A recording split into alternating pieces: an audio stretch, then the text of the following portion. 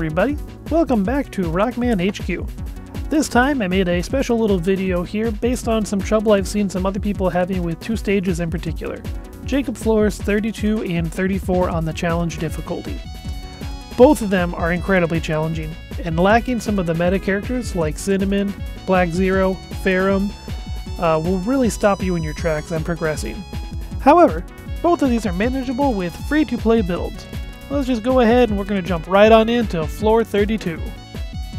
Alright, so here we are on floor 32. The first thing that we can see is that bazookas or launchers get a bonus. That is our key to victory. So we're going to need to take in 2 bazookas and someone who can buff bazookas, which currently at this time in the game, Vile is your #1 bazooka character. For the first weapon, we are looking at the S rank weapon everyone should have received for free, the Extraordinary Mortar. This launcher is exceptionally great because it offers you a shield once you get it to 2 stars, allowing you to tank more shots. You can get memories for this weapon from the lab. The second one that we're taking in is just the basic old B rank cannon. Power doesn't really matter in Jakob Challenge, only passives to weapons do. In this case, we're looking at the rapid reload passive that you get at 3 stars on this weapon. The reason is, this weapon hits pretty hard, and you're going to want to be firing shots consecutively. So that rapid reload will allow you to just constantly shoot, which is exactly what you want for swarms. Moving on to a really important section in your build is going to be your character's skills. Here with Vile, we are making sure that we are taking in the 3rd modifier chip for his cannon, which gives him the giant cannon shot that will go through multiple targets, which is what you want against a swarm, and sometimes paralyze them. Not bad. The second one that we're going to be looking at here is actually the 2nd chip that gives you a bigger explosion on your bombs. The reason why we're taking that is bigger blast radius, more targets hit, swarms go down faster. Moving on here to an incredibly crucial part of your build is going to be your character's cards. While level doesn't matter, passives do. So here we're taking in Vile's own blue card, which gives him a preparation reduction to his bombs, allowing you to shoot them at a much more rapid pace. And we've already put on the giant explosion on them, so they're going to be constantly dominating the field. The other 2 cards in the build are 2 copies of Launch Octopus. Be aware that they do need to be different ranks. Once one of them is at max rank, the passive will grow to the next level. The way that cards are currently, you cannot double up on passive. So here we are, we're going to be taking in a Launcher Amplification 1 and 2 from the max ranked one and a no ranked one.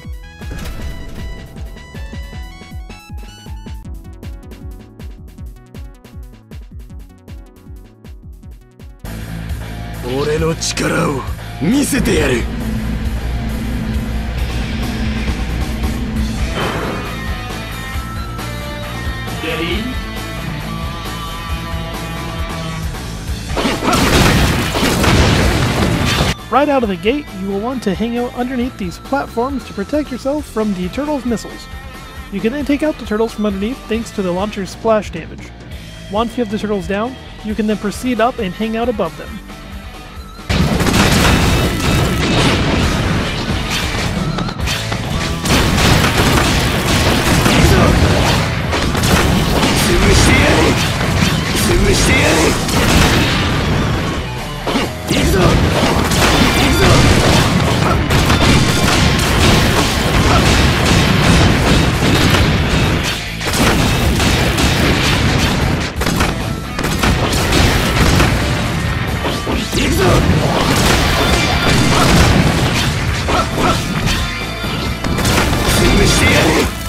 This is where things will start to get hairy.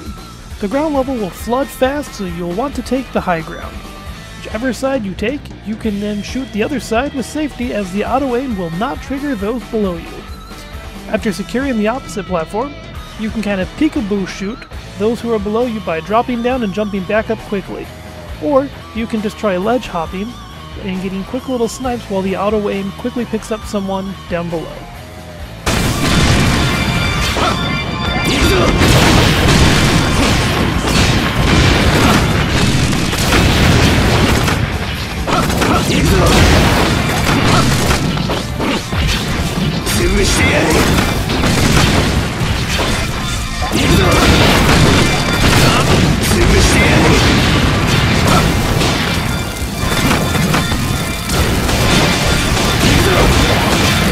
Situations like this are exactly why I recommend taking in the giant shot. As you can see, several enemies are lined up, and one shot is just going to go straight down the line, pinging each and every one of them.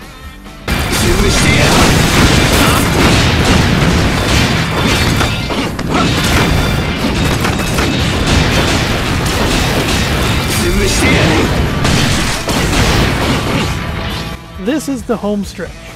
The platforms have disappeared, but there is another option. Above the doorways on each side are walls that you can climb and use to stay above the onslaught that is about to advance toward you. Your main target here needs to be the turtles, who are the only ones that can actually shoot you with their shots. From the walls, you just need to hang out and do your kind of drop down snipe shots at the people down below of using the outer wing and a double jump feature. You can also do quick drop tactics like you were before, kind of doing little peekaboo shots.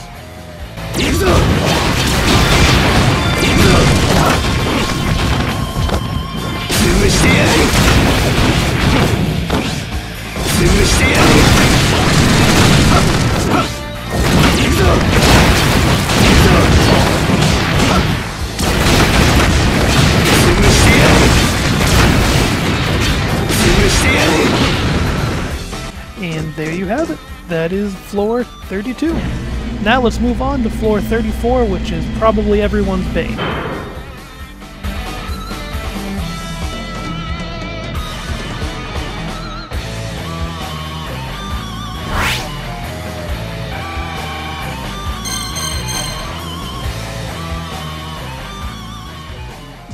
Looking at 34 here from the ground up, we can see that it is melee focused. So we are going to be taking in a couple of blades to help us out here.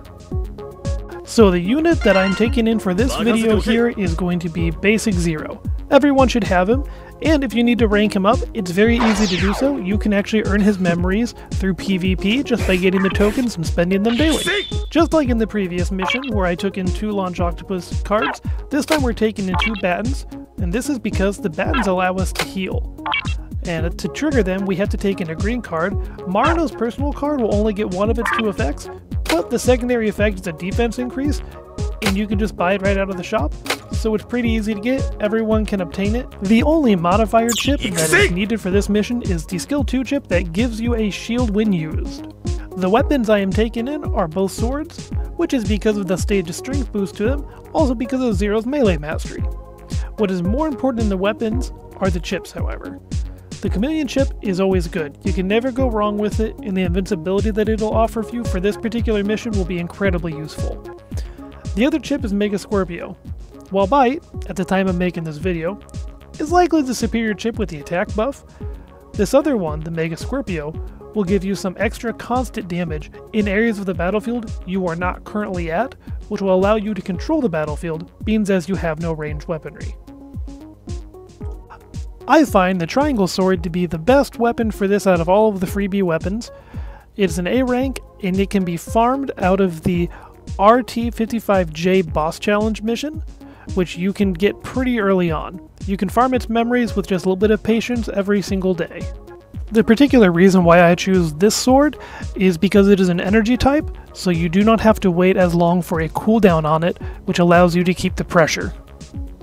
The Festive Specialty, or as I like to refer to it as, the Squid Sword, was a limited time weapon from an event, but it does offer you some serious healing potential, and that is the only reason why I choose it for this mission. If you missed out on this weapon, you can always replace this weapon with something as simple as the Beam Rapier. There are 2 things to point out on this mission before you even get started with it. The first one is, you can take out the right armors by ducking and attacking them. Their punches will go over your head, and you'll still be able to hit them. The second thing to point out here in this mission is that enemies will only flood in when the trigger enemy on screen is destroyed. So you need to pay attention to who you destroy and when.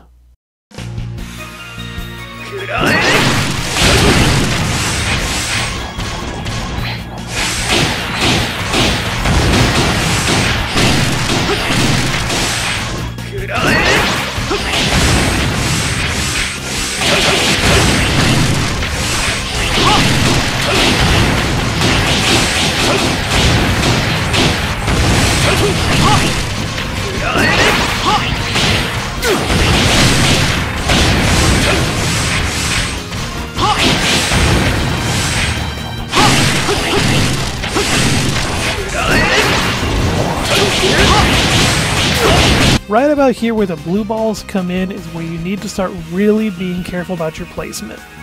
I know it's tempting to just try and take out all of the orbs before they can harm you, however just stick to one side and casually take your time moving to the other. Don't put yourself at risk of getting hit or accidentally moving into one of their paths.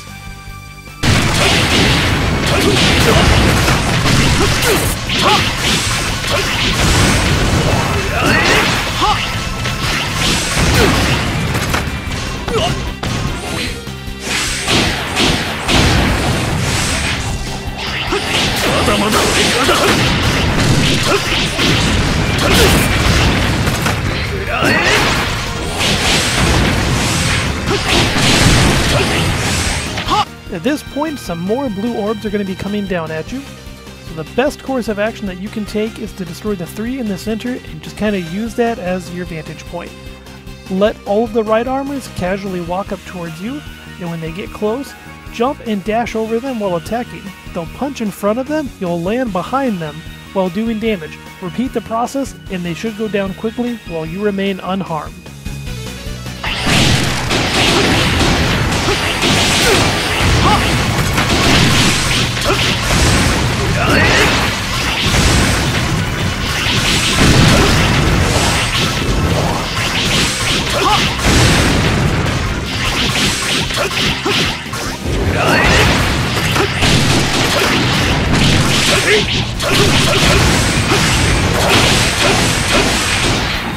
The end is near.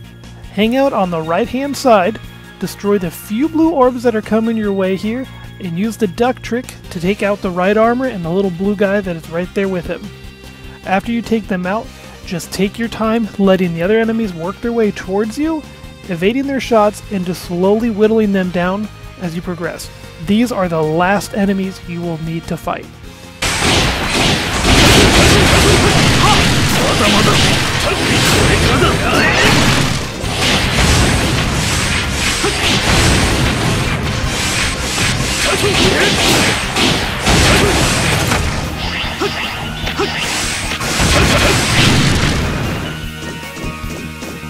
And with that, Challenge 34 is complete. There are plenty of other units you can take into this mission and do quite well. However, they are S rank, and I know that those are hard to get. Black Zero at 4 stars can gain a shield, which is incredibly useful, and the dash attack that he uses to gain the shield can pierce through a lot of those lines of enemies. Cinnamon is a great one because she can heal, and has a shield. Did I say she can heal? Because that's like the most important part with her. Another unit is Ferrum, who has access to a shield and a small little AoE field that she can use to take out the right armors, the little enemies, all sorts of things. Awaken Zero is another great one you can take in, because his Gemu Zero just clears the battlefield. And now with the update where he can take care of the little blue orbs with that, he can really clear the field at the end when everything spawns in at once. One last trick that you can use on all challenge missions is if you do die during a mission, you can force close the game and then reopen it. It will not register that a character has perished and their energy will not be depleted in Jakob. So you can continue to use it and try it until you actually get it and not have to wait until the next day when you forget what you just learned in the mission that you failed before. It's about time to wrap up this video here. If you have a trick that works really well for these missions, please let me know in a comment below. Someone who's struggling might see it and it might be able to help them pass the stage. Feel free to like the video and subscribe for more Mega Man and DiVE content. Thanks for watching!